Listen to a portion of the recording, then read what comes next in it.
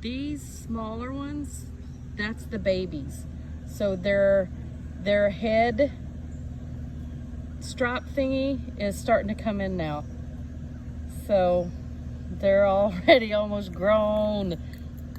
See, they're very light. But even their tail feathers are coming in now. Wow, they're getting so big so fast. We've had nothing but storms for like 2 days. So, anyway, there's the baby geese update. There they are. 4 long. We'll have to start the babies next season, but I'll keep videoing. Bye!